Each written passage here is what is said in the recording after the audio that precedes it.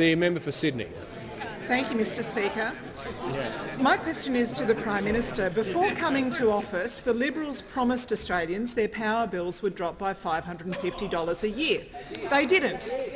This year, the Prime Minister promised that wholesale Member for Sydney will resume her prices seat. Members on my right will cease interjecting. The Treasurer will cease interjecting. The member for Sydney will begin her question again. The clock will start again. Thank you, Mr Speaker. My question is to the Prime Minister. Before coming to office, the Liberals promised Australians their power bills would drop by $550. They didn't. This year, the Prime Minister promised that wholesale gas prices would halve. They haven't.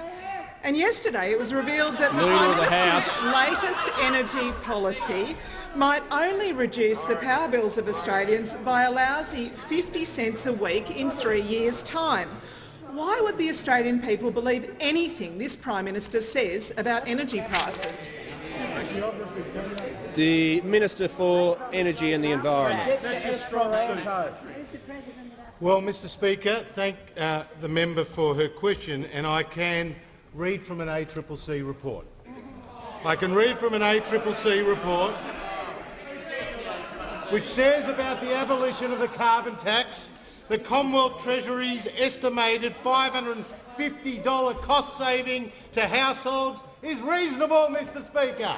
So there we go. The Labor Party Member for Ballarat. telling a mistruth like the one that they repeated in this House about a $1,000 increase, which went against the advice of the Australian Energy Regulator and other agencies, which they haven't had the courage to repeat in this place, Mr Speaker. And we have been very successful in not just abolishing the carbon tax, but also in seeing the wholesale spot price for gas come down from about $12 at the beginning of this year to about $7 right now, Mr Speaker, and putting pressure on the Queensland Labor government to rein in CS Energy and Stanwell, who are engaged in uncompetitive bidding practices. And as a result of that direction, we saw wholesale electricity prices in Queensland fall by about 25%, Mr Speaker. And then, of course, the work the Prime Minister did with retailers. And I can inform the House that a family of four from Turramurra in Sydney, with electricity costs of just under $2,800 a year, used the government's Energy Made Easy website, switched suppliers, and as a result will save around $650 a year, Mr Speaker. And about a family of 3 students who are living in St Kilda in Melbourne with electricity costs of about $1,420 a year. And they used the Victorian electricity website and they saved around $230 a year, Mr Speaker.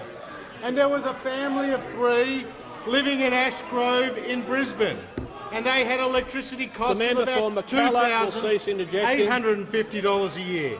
And as a result of the Prime Minister's intervention and promotion of the ability to switch retailers and contracts, they used the government's Energy Made Easy website, they switched suppliers, and as a result they'll save about $630 a year, Mr Speaker. And we know that under our proposal recommended to us by the Energy Security Board, the savings to households will be better than the ones that were promoted by the Clean Energy Target, which the member for Port Adelaide described himself as a second-best option. So, Mr Speaker, the Labor Party is isolated. They are standing alone